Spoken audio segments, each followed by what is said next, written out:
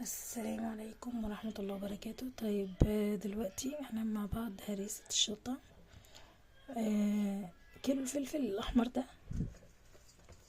ب15 جنيه. فبجد يعني ان احنا ما نجيبش مثلا ونعمل ونخزن او نخليها عندنا. بقى البتنجان نستخدمها في زي ما انا استخدمتها قبل كده معاكم في المخللات. ليها مليون استخدام. تمام. وبتقعد 3 شهور في التلاجة، وتقعد سنة في الفريزر. يعني مفيش اكتر من كده. اعتقد ان هي هتخلص اصلا قبل ال3 شهور. طيب دلوقتي هندخل في الموضوع. هناخد بقى الفلفل ده هغسله كويس، وبعدين نيجي ننضفه بقى مع بعض. طيب انا غسلته، هنعمل بقى مع بعض كده هنضفه بس هنشيل دي وهنخلي ده.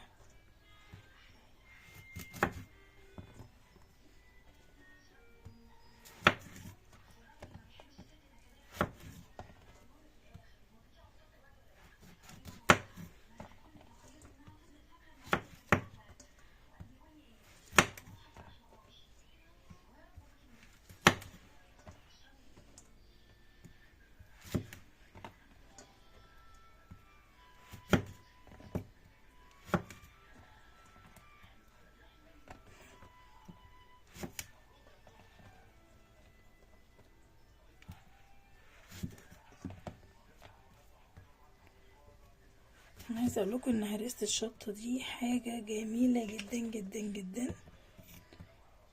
ويا جماعه والله احنا بس بنملى البيت حاجات جميله، ونستغل ان فرصه ان الحاجه تكون رخيصه ونعمل يعني نملى البيت. نجيب البيت خير زي ما عملنا بالظبط كده. سلسله المخللات كانت برضو الاسعار كويسه، والتكلفه مش بتبقى عاليه، وهتحتاجيها كمان موجوده معاكي على اي سفره. زي طبق السلطه كده بيبقى معاكي برضو على اي حاجه، زي طبق السلطه. فانتي بتعملي ايه؟ هتستغلي الحاجه ان الحاجه رخيصه، وهجيب وهعمل في البيت، واديني قاعده في بيتي بعمل حاجتي وحاجتي نظيفه وعاملاها بنفسي. مش محتاجه يعني اوصف لكم قد ايه بتبقى الراحه النفسيه لما نيجي نعمل حاجه في البيت احنا ضامنينها. شايفين مثلا الفلفل اللي احنا بنعمله ده مقطعينه ونضيف ولا لا. في فلفلايه بايظه كده ولا لا. برضو كل حاجه تمام. يعني انا دلوقتي ما قابلتني واحده وانا بعملها كده اهي، لا هرميها، مش هعمل بيها ايه. هجيبها مثلا جاهزه بقى من بره، هضطر اجيبها جاهزه، بس طبعا من شركه نضيفه. طيب ما فيش او ما لقيتش اللي انا عايزاه او كده، فبعيدا عن الشك خلاص انا هجيب، انا هعمل انا. لان هنا بيبقى ساعتها بيبقى فيه مكان بيفرمه، فهيتفرم بقى كله مع بعض، الكويس في الوحش، فعادي واحنا ناكل عادي. ويا سلام بقى لو نعمل شويه بتنجان كده حلوين مع شويه فلفل مقلي كده، ونستخدم بقى الهريسه دي كده على البتنجان. حاجه خيال، يعني حاجه خيال بجد. انا كده قربت اخلص دول. كان كيلو، كنت جايباه زي ما قلت لكم 15 جنيه. خدت منه وعملت منه يعني اقل من ربع كيلو. يعني ده كيلو الا حاجات بسيطة خالص. وفرمت عليه، مش فرمت سوري، هفرم عليه توم. هفرم عليه راس توم. بس احنا كده خلاص خلصنا الكمية اللي معانا. تمام، خلصنا كده كمية الفلفل اللي معانا. هجيب بقى الكبة بتاعتنا اللي احنا ما نستغناش عنها. انا ما بستغناش عن الكبة دي، ايدي ورجلي في المطبخ حقيقي بجد، شايلة عني كل حاجة. لما برضو عملنا وصفة البرجر استخدمناها. عايزين نعمل الجزر وننجز حاجة، كل حاجة بص بتنجز والله. الكبة بتاعتنا الكبة اللذيذة. هنحط الفلفل، عايزين اللي عايز يقطع الفلفل يا جماعة يقطعه، ما عنديش مشكلة. بس هو عادي يعني، انا بحطه سليم كده بيتفرم برضو بيطلع لي تمام وكله تمام، يعني مفيش حاجة. عايزه اقول لكم بقى اللي عايز يستخدم بقى جلافزات يستخدم، لان هو هيحرق لك ايدك لو استخدمتيه كده من غير ما تاخدي بالك، او بكميه كبيره، هتعملي كميه كبيره فهيحرق لك ايدك يعني، فبلاش. طيب، وانا زي ما قلت لكم عامله راس توم.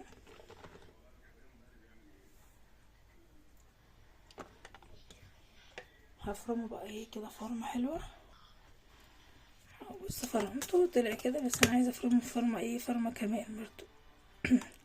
لسه في حته فلفل كده انا عايزاه يبقى خفيف خالص، يبقى ناعم. يعني عايزه اقول لكم بصوا ان صدري خلاص حامي جدا. ده مش عايز جلافزات بس، ده كمان عايز كمامه. هضربه كمان ضربه. طيب انا هنا بقى معايا ايه هعمل. كل واحد بقى بيعملها بطريقته، كل واحد بيعمل الهريسه دي بطريقته. زودوا عليها اللي انتوا عايزينه، الطعم اللي انتوا تحبوا حطوه. اهم حاجه الحاجات الاساسيه بتاعتها ما تبقاش تبقى كلها موجوده.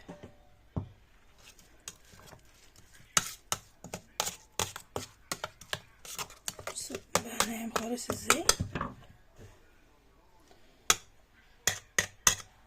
بقى ناعم جدا. وهحط الخل برضو، معلقتين خل. طيب وسكر، معلقه سكر صغيره كده، بس كده. هخليهم بقى يضربوا ضربه كمان وخلاص، وهحطهم في البرطمان.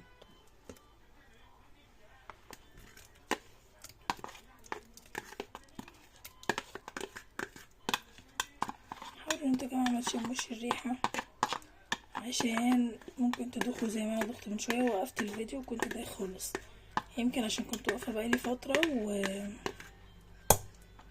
وريحه الريحه بتاعت بجد الريحه قويه، يعني الريحه قويه خالص. هي فعلا محتاجه كمامه، وانا ولا كمامه ولا جربت. وفعلا حسيت كمان ان ايدي ابتدت تحرقني كده مطرح الفلفل. بس كده احنا تمام. هنجيب بقى البرطمانات. بس كده ايه البرطمانات بتاعتي اهي، برطمانات الصلصة، برطمانات المربى، اي برطمانات عندك. بس انا شلت معاها الستيكر واعبيها بقى.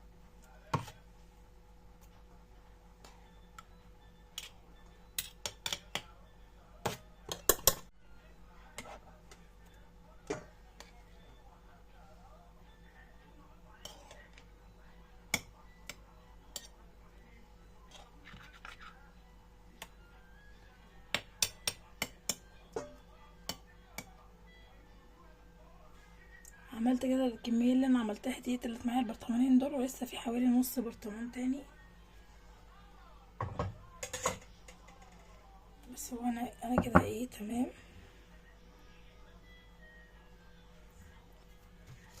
الزيت بقى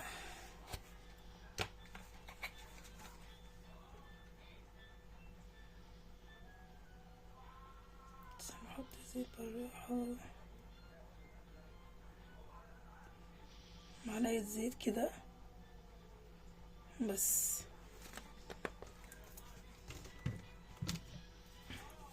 انا تمام كده خلاص، خلصت الهريسة بتاعتي. بصوا جميلة ازاي، بصوا ما شاء الله. خلصت كده الهريسة بتاعتي، الكمية بتاعتي، الكمية اللي هي كيلو الا حاجات بسيطة. وطبعا اللي في راس الثوم اللي هي هنقول كيلو الا ربع مثلا. الفلفل جابت لي البرطمانين دول، وعملت لي ولسه في نص برطمان تاني معايا. هزوده بقى على الهريسة القديمة وهستخدمه، لان انا بستخدمها على طول. ودول هحطهم في التلاجة لان انا برضو هستخدمه على طول. وزي ما قلنا هو بيقعد 3 شهور في التلاجة وبيقعد سنة في الفريزر. فشوفوا بقى انتوا هتعملوا ايه. لو كده ممكن تحبوهم في اكياس او تحطوهم في علب من علب التلاجة وتحطوهم في الفريزر عادي، او في اكياس التلاجة وتعملوهم تحطوهم فيها، تحطوهم في الفريزر بحيث ان انتوا تستخدموهم وقت ما تكونوا عايزين عادي يعني. تمام. كده خلص الفيديو. لو عجبكم الفيديو دوسوا لايك ودوسوا اشتراك واعملوا كومنت كويس. ولو في اي حاجة برضو في الكومنتات طريقة جديدة، اي حاجة اي اضافات حابين تضيفوها او اي حاجة، برضو انا محتاجة اسمع رأيكم، ومحتاجة برضو منكم ان توسعوا النطاق بتاع المشاهدات بتاعت القناة. ويا ريت لو تعملوا شير لاصحابكم لحبايبكم لقرايبكم لأي فيديو من فيديوهات القناة اللي انتوا بتحبوها.